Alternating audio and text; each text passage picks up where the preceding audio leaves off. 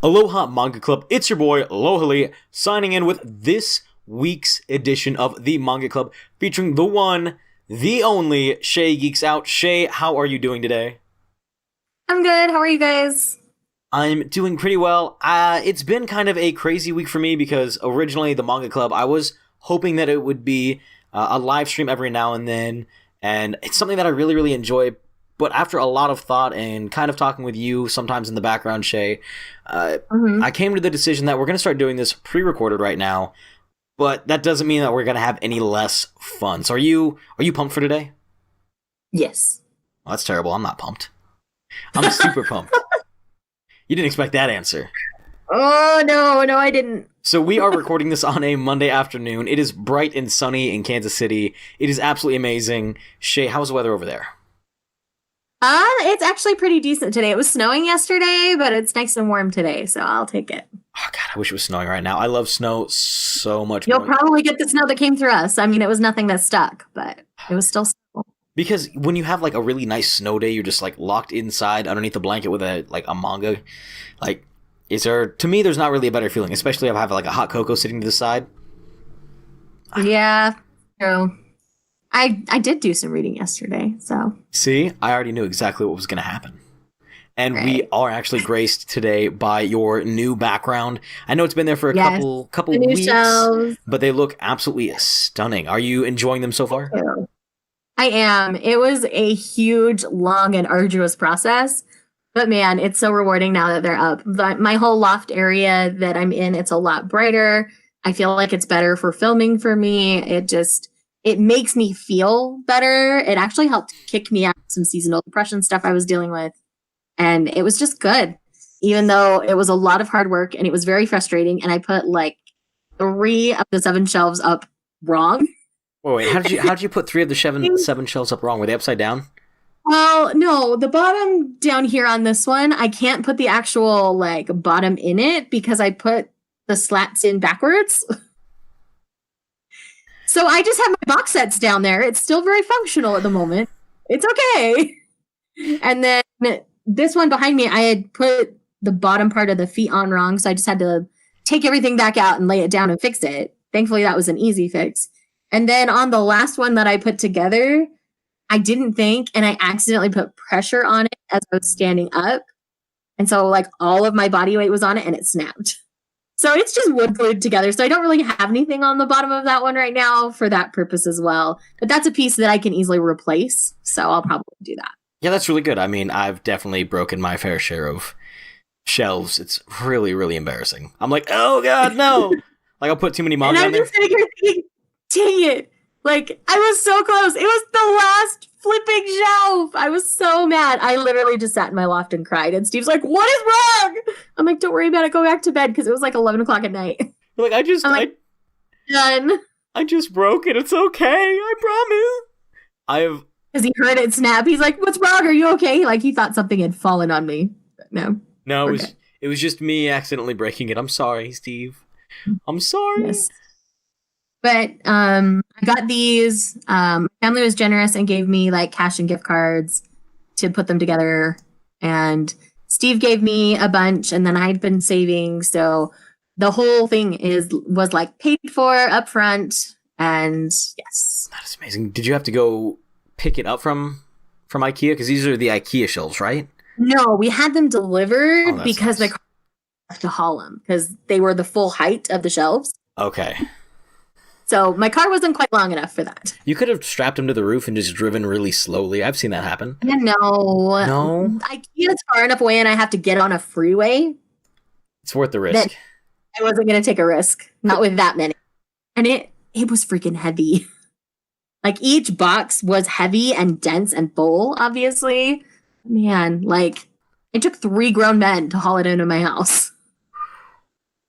See, I haven't decided, like, when I update my shelves, which is eventually going to happen yet again, I haven't decided what I'm going to do because I really don't want to spend, because that's a lot of money. Those shelves are... But it was only an extra $50 to have them deliver it. So it's not like I had to pay a huge delivery fee.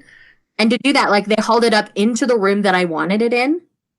So I didn't have to, like, haul it up my stairs or anything. They did all that. Because loft is on the upper level of my house. Okay. Like they hauled everything in and to the right room, and then I just had to assemble it. That's not too bad. How long did it take you to assemble each bookshelf? Minus the mistakes. The first one took about 3 hours, but I got it down to about an hour and a half by the end. You got so much more efficient. You were like, you got done with the first one. The first one, I was just so confused. The directions weren't that clear. It's IKEA. IKEA directions are I've built my fair share of... They're some of the worst, man. Like, it was not clear. There weren't words to even, like, help. It was just bad. They barely number the diagrams properly. They're like, this is 1. The back page has number 3. And they don't show you how they don't show you step 2. They show you step 5 right in the middle. I'm like, this doesn't make any sense, IKEA. They've made a ton of money on confusing. But it got to a point where with the last 2 that are on this side of the room, that primarily have books. I put the manga ones together first, and then I did the book ones. Mm-hmm. Those 2, it took me about 3 hours to do the 2 of them. And I had it down to a science and a system at that point where it's like, okay, I know what comes next. I don't have to look at it anymore. And so I was able to put it together a lot quicker. That's always the best. Like those little victories right there at the end when it takes you half the time. I vlogged the entire experience. So if you want to see me in the throes of it, like it's on my channel. It's I vlogged the whole thing. I think the vlog is almost a half an hour long because I took my time and did it all. So you saw me like putting on the shelves too. So it wasn't just assembly. It was all of it. What'd you end up doing with the old shelves? 2 of them got moved into our office, and then the others were thrashed and really old. So they went to the garbage can. You were like, bye-bye now. The 2 best ones and moved them into the office. Yeah. Because some like our nonfictions and some of the stuff Steve really loves got moved in there. So they're not in this primary library anymore. That's so nice. I mean, that's what we call upcycling. Yes, we definitely did. But I don't think I'll be getting any more shelves in this house. I think this is my max capacity for now. This is what you say and tell you. If I changed my TBR shelf in my bedroom and got a taller one. But I don't really want to do that. Because then I'll feel like, I got room on my TBR shelf. I can go buy more books. See, you got to think bigger. You got to get a short bookcase to go underneath your window. Then you got to go... Well, see, that's where the cat tree is. So I can't do that. Yeah, you can. Because then you just put the cat tree on top of that. I'm a bad influence. No, it's like a ginormo cat tree. It is almost as tall as my shelves, ginormous cat tree. Our cat's wild. So Smokey, our the black base cat. of it is like 3 feet by 4 feet, I think, is the base. Like, it's huge. Good Lord. Condo. It's a cat. That's not even a cat tree. It's a cat forest. Yes, it's a cat condo. That's ridiculous. Lay all over. Yeah, we got Smokey. Beanbag chair here, but I need to retire that. I'm not sure what I'm going to do with it. Anyways, that's nice. You guys never see. You have a cat condo. All that Smokey has is a mattress leaning up against a wall, looking out a window that we just put there because we needed a place to store it while we're finishing up the room. Well, they have this, and then they have 2 small, like to the bottom of the window cat trees downstairs, so that they don't fight over who's on it. Yeah. And then one in our office that's in between my desk and Steve's desk so that they can like sit there and be near whoever's in the office because they, for whatever reason, they tend to freak out when we sit at our desks. And so when we're sitting at our desks, like editing or like Steve worked from home on Friday as kind of an experiment for his office in case, we all get put on quarantine for coronavirus and all that kind of stuff. So like Kaladin, specifically my black tuxedo cat, he was just like freaking out until Steve moved the cat tree in between the desks. And then he just sat there and he's like, okay, I'm near my humans. I'm okay now. Smokey doesn't even care anymore. He just gets on the couch. Like last night he punched me in the face and then ran up on the top of that mattress and just sat there like nothing was going on. So, and he was messing with Sydney and I the entire night. So what happened when we woke up is Sydney just walked to the mattress, wiggled it around a little bit and goes, I hope you're comfortable now. I hope you're comfortable. And he just like sat there at the very top and just did one of these. Like dead look. Looked around. And we had to leave. We left him alone this weekend. And Sydney's mom came over to check up on him, like make sure that he had food, water. And she opens the door and takes a picture. And I have never actually seen this cat glare Like, his eyebrows were going down instead of, like, being full round. It was, like, round down here, like, glare right here. It looked like one of those angry cat memes, and I went, this is both the most adorable and terrifying thing I've ever seen this cat do. That's like an angry Chi from Chi's Sweet Home. Oh, he's so cute, though. I love both my animals. One of them is just a little bit more special than the other one. Tater Tot's a very, very special creature. Yeah, Light Song's kind of my derp. He's just kind of eat the pace special, and I love him anyway. Yeah, Tater Tot is... Paladin's my wicked intelligent, too smart for his own good cat. Well, we thought that Smokey was kind of not that intelligent, and we're like, okay, we can't get very many dumber animals, and we ended up getting Tater Tot, and Tater Tot's favorite thing to do is... Smokey, you're brilliant! So I was like, Smokey, wow, I was wrong. You're about to get a degree to Harvard compared to this puppy. Tater Tot's favorite thing is to lick the floor. Mm-hmm. Not even like in an intelligent way. He's like, oh, you're using cleaning supplies? Yep, time to lick the floor. Or, oh, you just spilled, you've just been cooking with hot grease? The floor is definitely a place where I need to be licking. Like right now, he's laying with his head just in the sun looking at me all pathetic like. He's so cute. But enough talking about our lovely, adorable animals. Right. What have you actually gotten to read? I know that you're recording a TBR, but what have you... Yes, I have been sent the blessings from the Viz Media gods recently. I've gotten 3 early arcs from them. I got Love Me Not, which is out on the 3rd of March. I got that about a month ago. And then about a week ago, I received Blue Flag Volume 1 and Prince Freya Volume 1. I read Prince Freya this morning. You are smiling so big right now. Good Lord, Prince Freya. Oh my gosh. If people sleep on this, I'm going to be so pissed. Like, scale of 1 to 10. Good. Prince Freya is another level. Like, Prince Freya is like Requiem of the Rose King meets Yona of the Dawn. Like, it's so good. Oh my gosh. There's a death in the first volume, just like Yona, like, but it's not the same person. Technically, there's 2 deaths in the first volume of Prince Freya. But anyway, it's so good. Gosh. Like, I'm dead. I'm dead inside after reading it. I want to go read it again. You're so excited. Like, the smile on your face right now is massive. I know. And not only that, on a whim, I reached out to 7 Seas and got an early digital copy of Fire in His Fingertips, which was one of my top volumes that I wanted to read this year. And good lordy, it's good. It's very smutty. If you want the smutty, is definitely Fire in His Fingertips, because oh lord. Wow.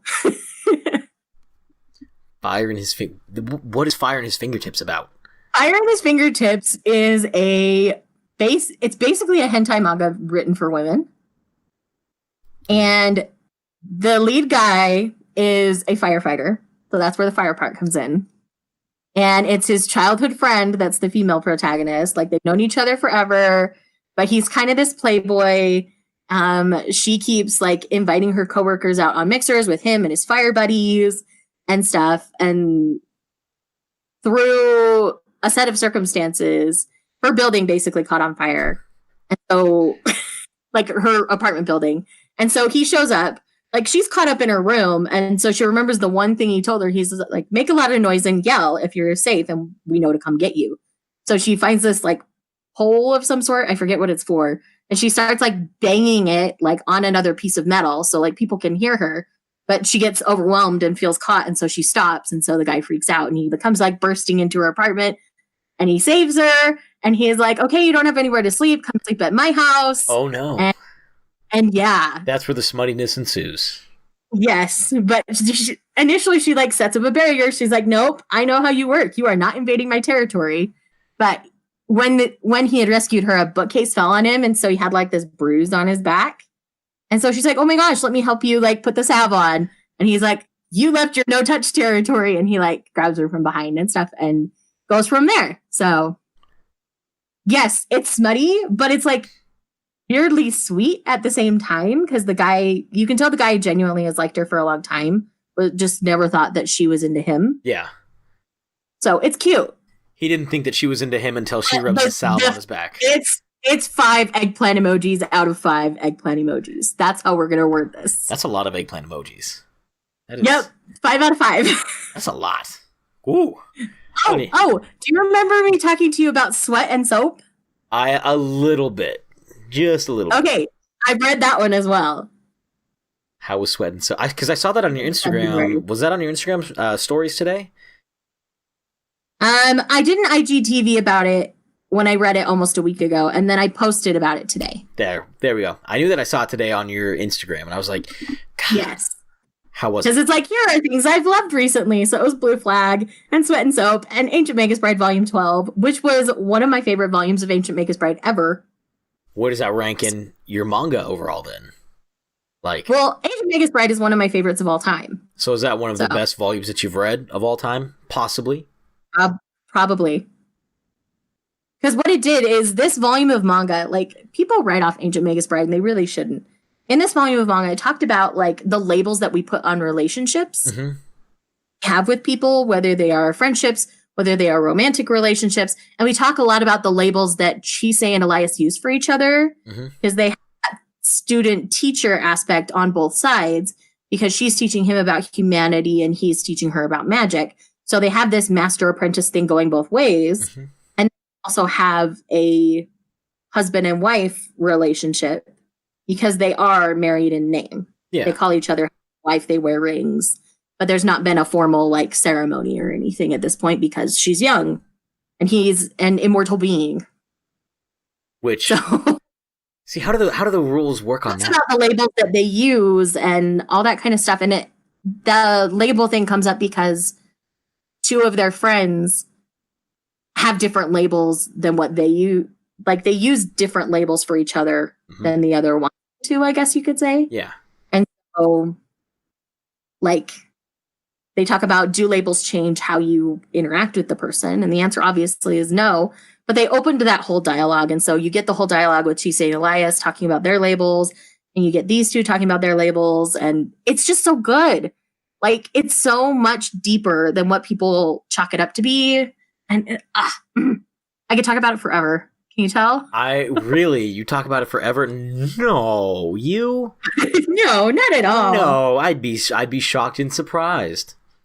So I guess my question is, and this is kind of touching on that Australian senator thing, how does an ancient immortal being and somebody who's not of age, how does that relationship ever even logically work? Well, honestly, primarily in how they interact at this point in the manga, they interact more as teacher and student than as a married couple. The only quote-unquote married thing they do is that they sleep in the same room. I mean, that's interesting. You know, and occasionally she'll kiss his skull. Like, that's it. That's just strange. Like, what did you do today, honey? Oh, kiss your skull? Okay, that's just, like... Can you picture any other genre where it makes sense to say... Well, it's like a forehead kiss, but obviously it's a skull because he doesn't... Yeah, I mean, like I said, it's one of those things like, imagine any other genre where you're like, oh yeah, she kissed his skull. Like, you mean forehead? No, his skull. It's his skull. Yeah. Because he has a reindeer skull, I believe? Or is it an animal skull? It's animalistic. I've never actually read it, and I always thought that it was like a mask, but that's his actual... To me, it's like more of like an antelope skull with the way the horns are. Yeah, I can see an antelope. So is that like his actual head, or is that... That's his actual head. That's just weird. It's so strange. Yeah. And yet I'm still not... that's not the most surprising thing. Again, this is not everybody's manga. Like, I can understand it's weird enough for people that they just can't wrap their head around it. And I know you've told me before... For so long, and especially paranormal fantasies, that I just don't... It doesn't register as weird to me. Well, and I know you've told me before, is the Ancient Magus Bride technically shonen? Or was it shoujo? Yes. Okay. It is technically shonen. That's what I thought. It runs in shonen magazines. It's a shonen. It's a shonen, but it has more shoujo stories. But it's not like overly romantic. Yeah. Like it really isn't. Like the romance factor is very low. It focuses on it focuses on more intrapersonal relationships instead of romantic relationships, which is something really cool that, I mean, manga is actually bringing a conversation to they're focusing more on interpersonal instead of romantic relationships as we progress through the years, and I think that's going to be kind of a change that we see in the future. It's really awesome because they're going to start helping form opinions and give us proper relationship advice. And you have adorable things like this that open up a different kind of conversation, and this is about a couple. They've been together like 7 years. They started dating in high school and like together now and stuff, but he's very androgynous. He's very pretty and he loves to be pretty. He primarily loves to be pretty for his girlfriend, who's just kind of this average office woman. And when she wants to feel confident going into like a business meeting at work or whatever, he's like, I want to do your hair and makeup. Like he just wants her to feel her best. And it's just the sweetest thing. Like it's going to give you a cavity. It's so cute. I mean, that's a really interesting conversation because it's, to me, you okay there, bud? Tater Tot just hit his head on something and it was kind of adorable. Oh, poor Tater. It's okay. He can't lose any more brain cells. It gives you panels like this one.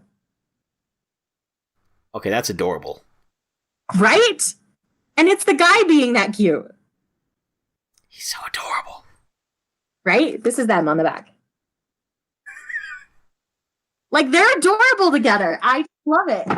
And, you know, you wonder if, like, she feels insecure because he's so pretty and stuff. But she doesn't. She lets him embrace his beauty. Like, he has a really prominent Instagram and stuff. And she's the one, like, snapping all the pictures to make him look cute. Like, she's very supportive. And so it's just so nice to see those kinds of relationships coming to the U.S. Yeah. Specifically, because I know there's so much manga that we don't get. And you have your Hajime no Ippo project of getting it here forever. Like, yes. What are you calling it? Hashtag Hajime for Ippo. Hajime for Ippo, that one. I was like, I can't come up with what you're calling it.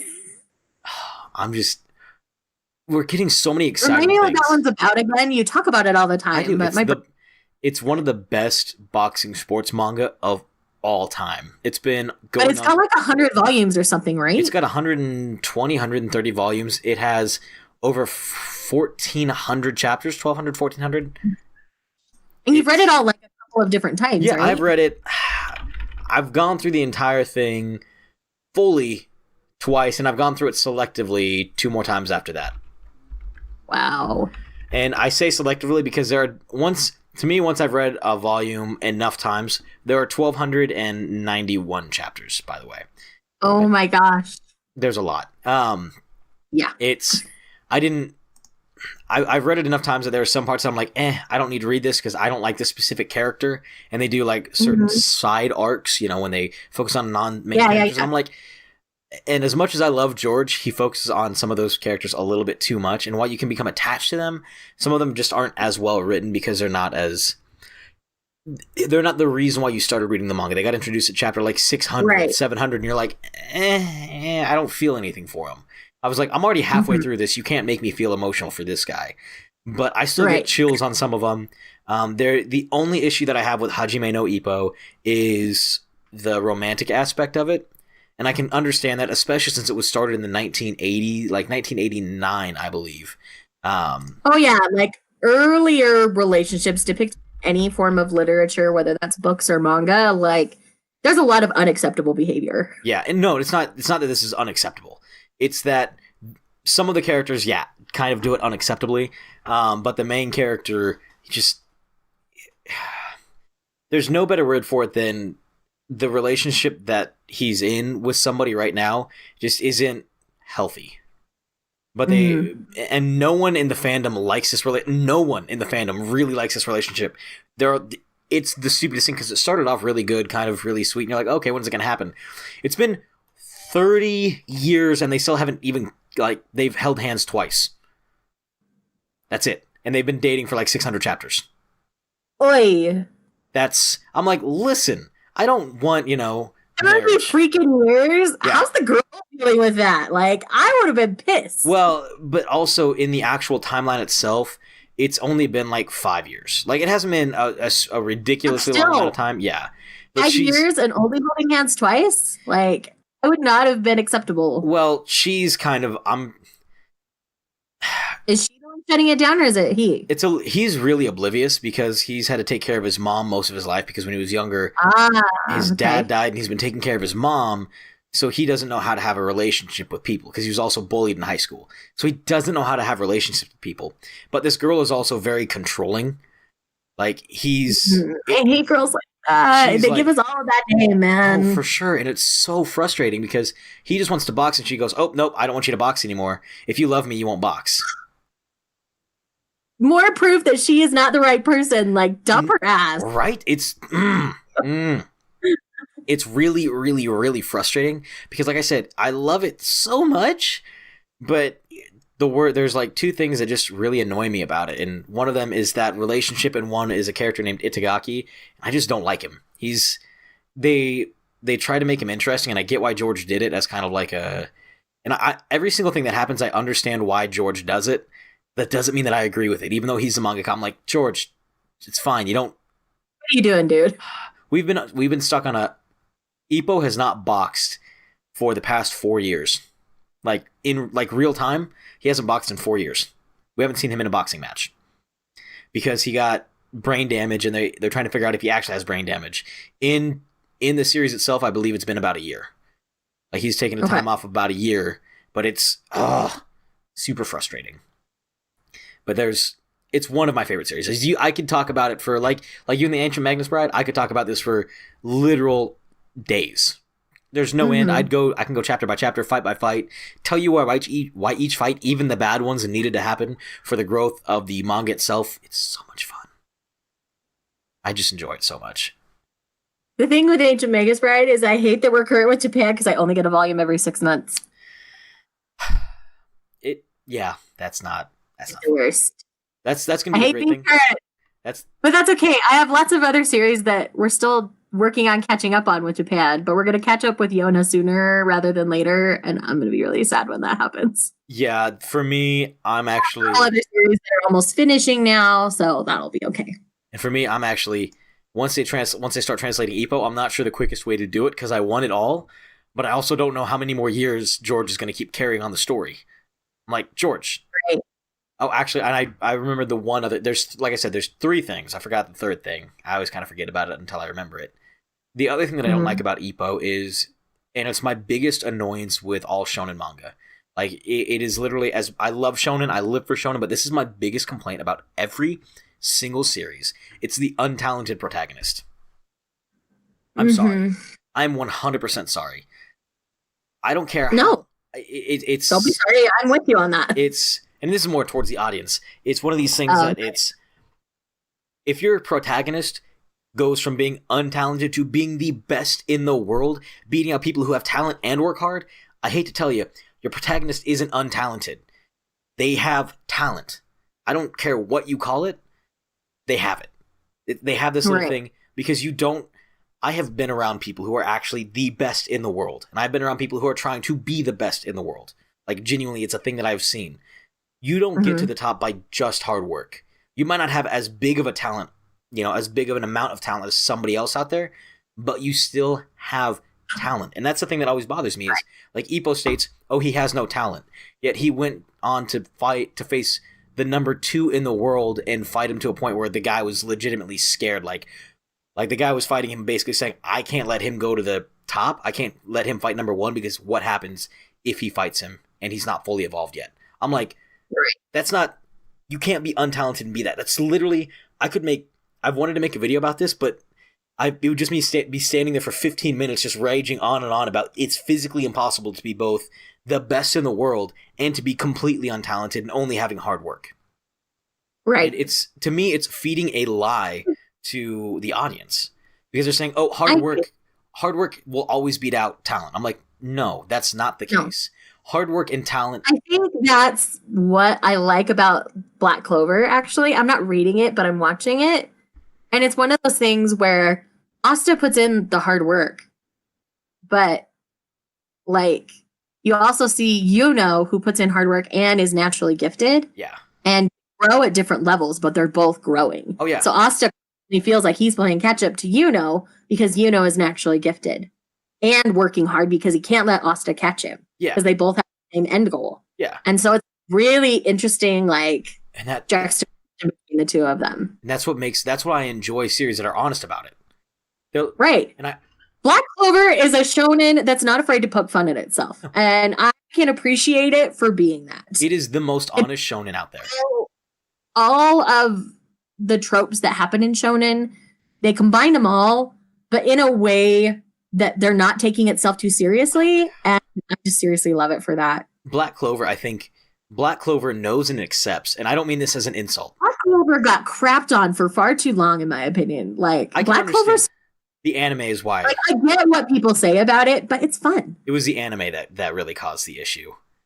The first 5 episodes of the anime where all that it was Asta just screaming, I can agree that was pretty annoying. Well, yeah. That didn't watching it because I expect that of shonen. Oh, yeah. I mean, Dragon Ball. I think all the yelling in Dragon Ball, you can't tell me that they weren't just poking fun at other shonen when Asta was doing it. You can't tell me that. I'm about to ruin some people's vision of me. That's why I only read Dragon Ball. The screaming for 5 episodes is a bit too much. But Black Clover knows and accepts that it's, and this is not an insult in any way, shape, or form, because this is what I love to read.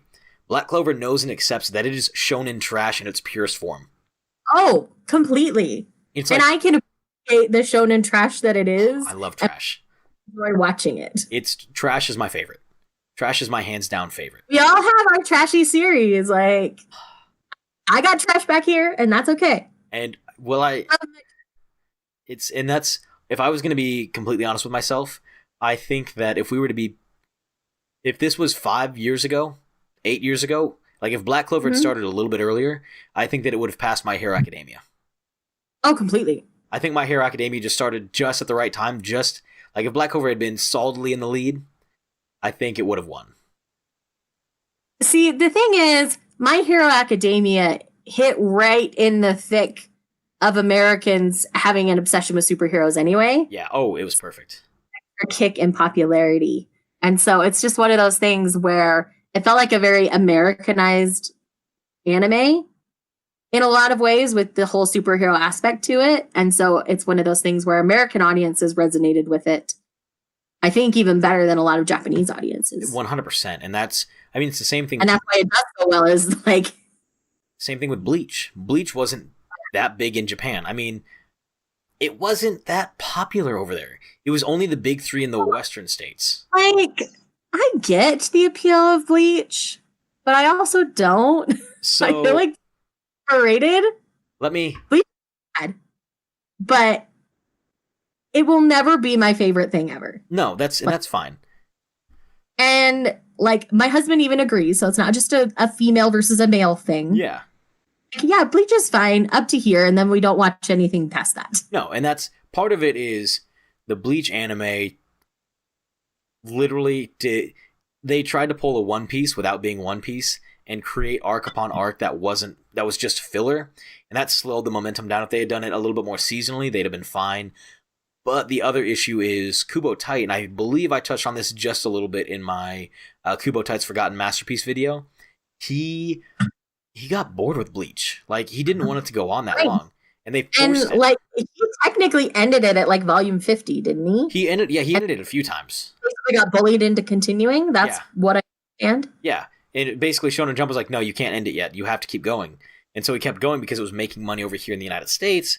And then they're like, not making enough money. You got to cancel it now. And so he didn't even get to write an ending. Right. You have 3 volumes to finish. You have 4 chapters. You have 4 chapters to finish this entire arc. And I was like, the last arc wasn't great, but that ending was just trash.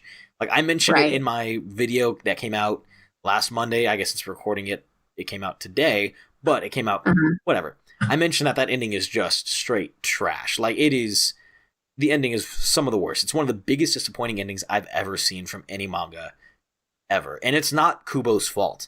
In my opinion, if you were to pair him with a better writer, like if you were to pair him with a writer, I think his story and his artwork would take off exponentially higher.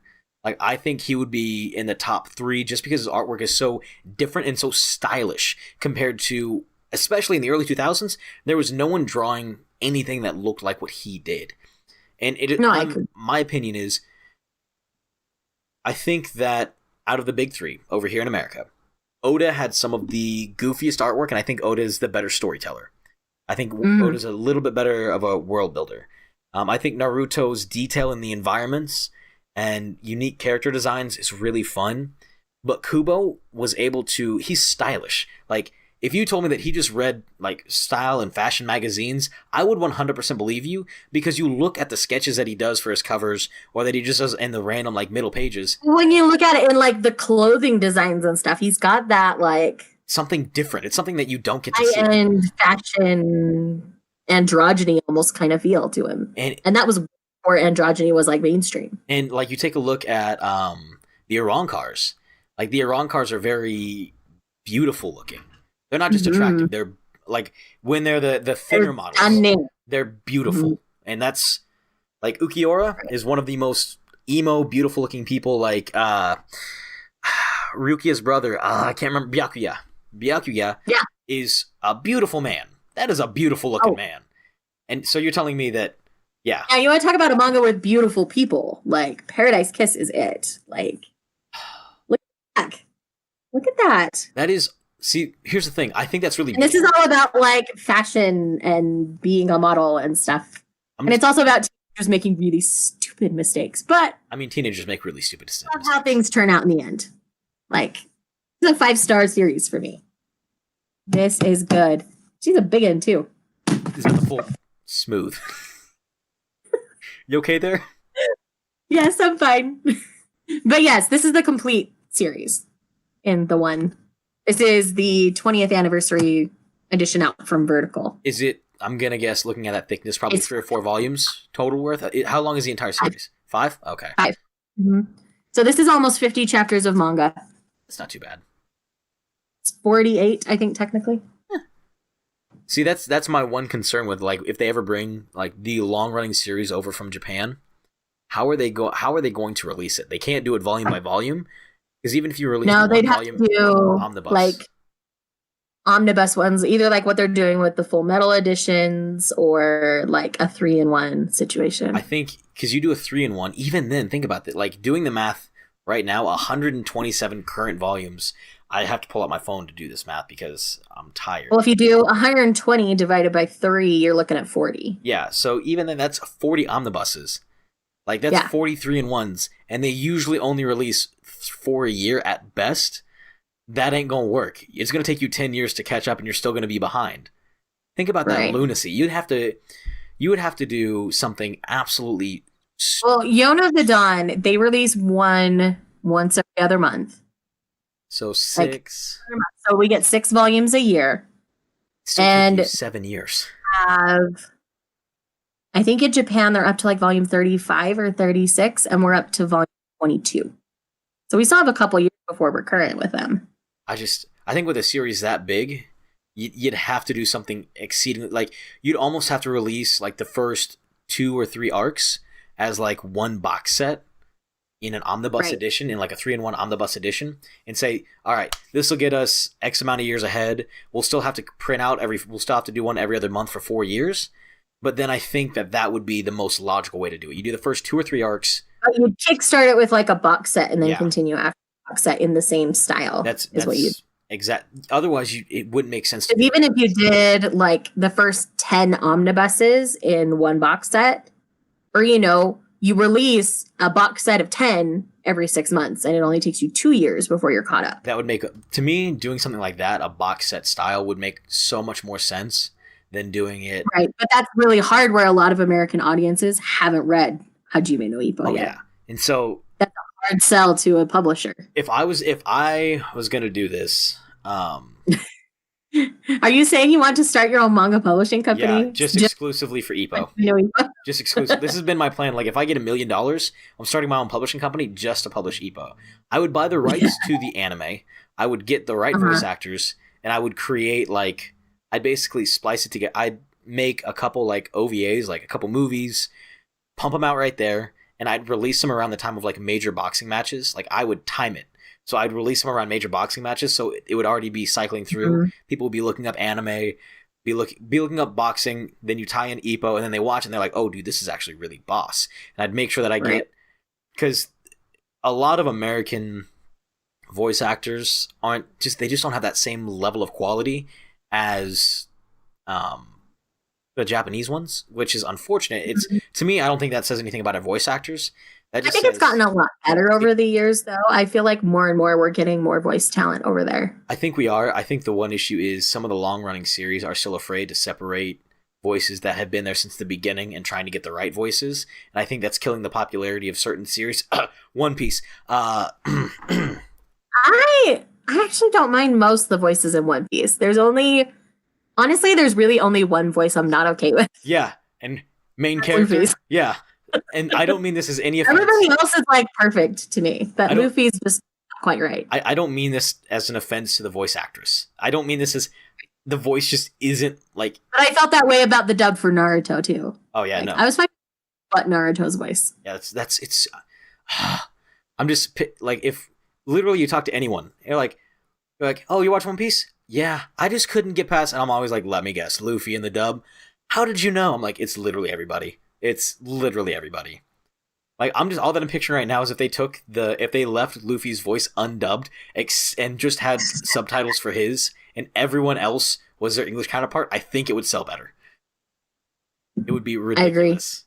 I think that'd be the most ridiculous thing ever, though. I'd kind of pay to it. But anyway, so I'd publish like the first couple movies of Ippo, like maybe cover the first 2 or 3 arcs as like one video.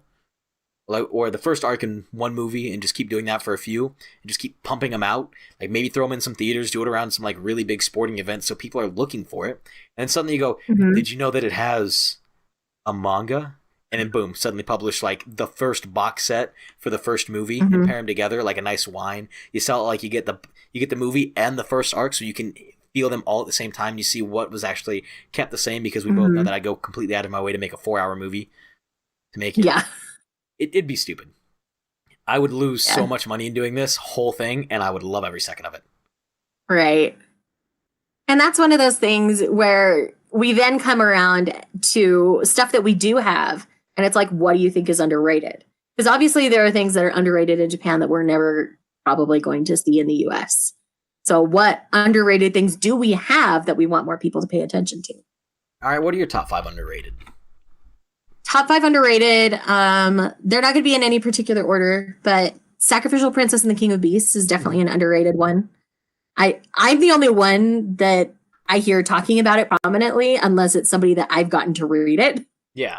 Let's see what else. A Bride Story is grossly underrated, but it's getting more momentum. Again, because I won't shut up about it and G won't shut up about it. Let's see.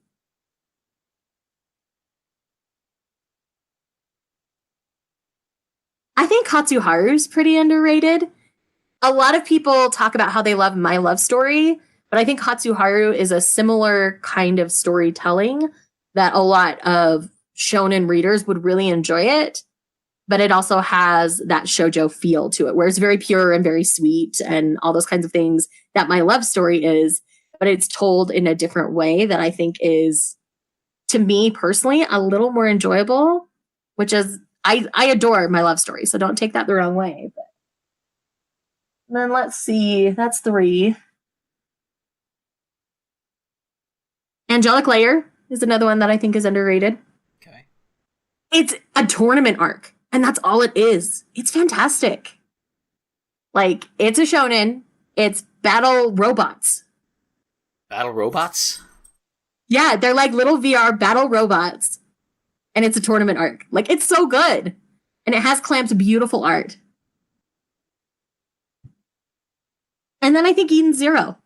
Honestly, that's a really underrated shonen right now. I think those are my top 5. And who called Eden Zero as the most underrated originally? Yeah, that's right. And then I fell off the bandwagon. So I didn't have Right. We're published in the US up through volume 6 now. I forget how many chapters that is. I have volume 6 in the other room. I haven't read it yet, but. Give me 1 second. Okay. Mom home? Mom home? Okay.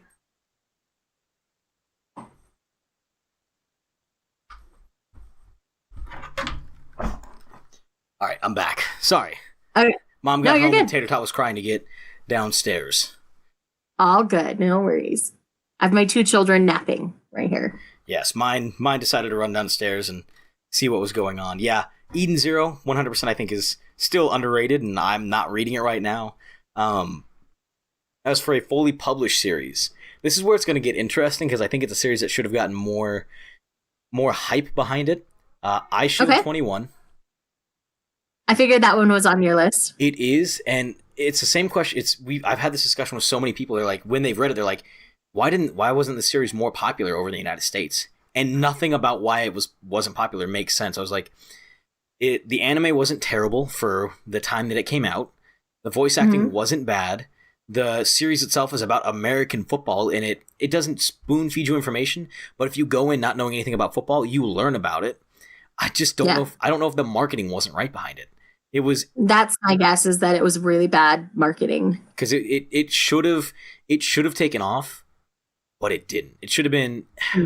I think it was in that weird spot where we, as Americans, we would rather see a fighting anime instead of a sports anime because we see sports so frequently.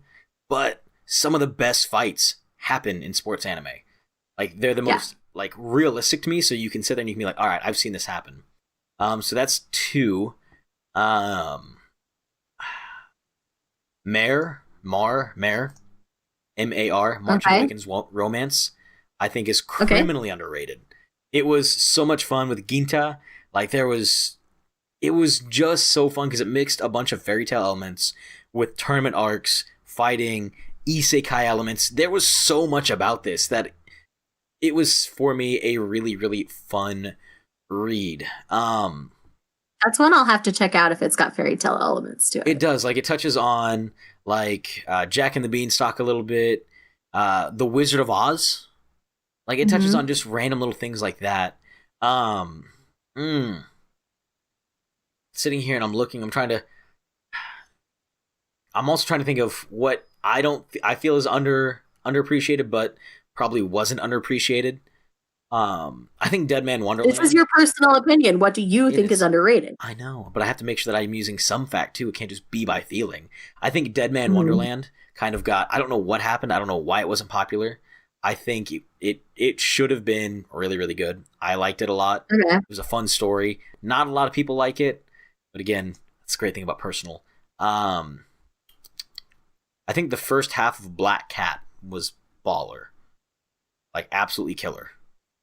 Okay. And then Beck. I will always sing the praises of Beck. I know why Beck was underappreciated, and I can agree with it. It's fine. It wasn't... It's a shonen manga about music. Yeah. Tomorrow, actually, all of Beck will be available digitally, from what I understand. This is... So if they're dropping all of them. If you're sitting here and you're just watching this, that means that it was published last Tuesday. Get on watching it. Like... I'm serious. It's amazing. Beck is... Get on reading it, you mean? I don't watch... I don't even care. I don't even care about my English right now. Words don't make sense. It is... Words are hard. It's ridiculous. It's one of the most in my opinion, it is so criminally underrated. It is so amazingly beautiful, and it was so different for its time. I mean, absolutely amazing. If you can hear Sydney in the background. Yeah. I can't hear what specifically, but I hear. That's okay. It's fine. I was just sitting here trying to think if there's any others. I think every single... A lot of the ones that were underrated initially are starting to get momentum now, so I'm okay. Like, a lot more people are starting to read, like, Girl from the Other Side and some things like that. Like, so good. So good. So good. How old are those? It's about... Huh? How old are those series? They're not super old. I mean, it's still currently releasing, but it's on its 8th... The 8th volume comes out this month. Okay. And I feel like within the last 6 months, it's finally starting to get, like, the momentum and respect it deserves. So that's one where it took a long while before people were like, this is good. Because it's such a different art style that it puts off a lot of people. I got it right here. You know, it kind of has that more sketchy... Okay, I can understand that, yeah. The art style is just very different on it. I think art style really affects... Okay, yeah, I can kind of see why. So it's got more of that like creepy, like just sketchy kind of look to it, but it's so good. So good. Oh my gosh. I'm so excited. This is why I love having you as a friend and my mangatube older sister, because you show me series and you show the manga community series that some of them I haven't heard of, and it's just so much fun. Yeah, I tend to find the weird random diamonds in the rough. Things like Sacrificial Princess and the King of Beasts. I found that one just on my own at Barnes and Noble one day. And then I'm like, why aren't people talking about this? This is brilliant. It's a very politically charged fantasy in which we have a girl who's been raised as a slave her entire life to be sacrificed to the King of Beasts in this realm. That's another one where You know exactly. You're like, I know where it's at. It's on the shelf behind me. So the King of Beasts is this guy, and this is our little slave girl. But anyways, so she's been raised her entire life to be his sacrifice, essentially. But what happens, due to spoilery things, I can't tell you what, but due to those circumstances, she ends up becoming his bride instead of his sacrifice. And so this manga is about her proving her worth to his subjects and to his like Senate council, essentially, to prove that she can stand by his side. And he's like, I chose her to be my bride. I don't care what you guys think. Right. But he's like, I understand I still need my country's respect, but she's my choice regardless. Yeah. And so it's really interesting because at around the same time, a bunch of the other races of beasts like sent their princesses so that he would choose a bride. And he chose this human sacrifice instead. And so it blows up politically. And it's so well done. Like, it's so good. Like, seriously, if you ever want political fantasies, come talk to me. You just love political fantasies. It's true. And we have, like, one of the best ones coming out so soon. And I'm so excited. Oh, my gosh. Normally, this would be the part of the episode, by the way. I have to wrap it up because I have a meeting to attend today, which is really weird. Yes. But normally for these episodes, I have a list of questions from, the club.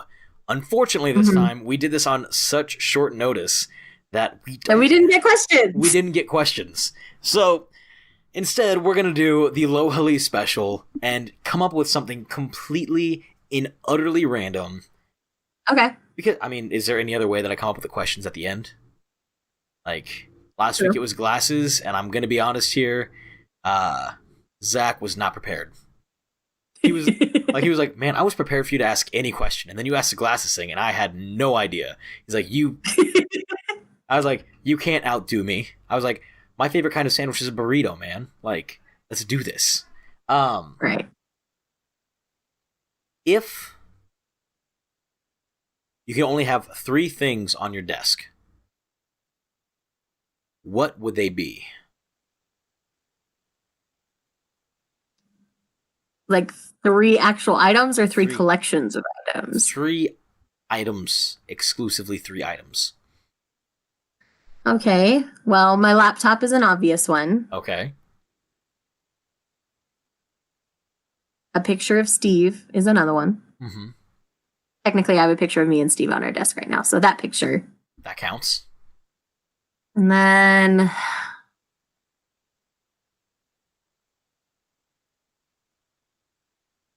my bullet journal, I guess. What's a bullet journal? A bullet journal is like a journal that's just dot grid, and so you actually get to like sketch out exactly the things that you want. I do my reading one on my channel every month. Okay. You can go check out my March one. It's an Animal Crossing theme. Because I love Animal Crossing, and Animal Crossing New Horizons comes out in March. Is that what day in March? The 20th. You excited? 20, baby. Yes. Do you have it on pre-order? Duh. Steve and I both do. We got the 2 versions. We got the special Nintendo Switch. It's true, because if we want to play at the same time, we have to have individual versions. And we do have individual Switches. Are you getting an individual? Yes, we are that family. Are you getting special covers made for your Nintendo Switches for Animal Crossing? No. Mm-mm. See, you should not a full fan. Doesn't count. Not a full fan. Well, I don't want to pay for a whole nother Switch, okay? So sue me. I can agree to that. That's fine. Yeah, I can understand. Let's see. I would Steve have got the gray controllers. I got the colored controllers. That's how we tell the difference between our Switches. That's adorable. That is adorable. And we have the same phone case, but I put a sticker on mine so we can tell them apart. Yeah, yeah. Sydney and I both have a black phone case.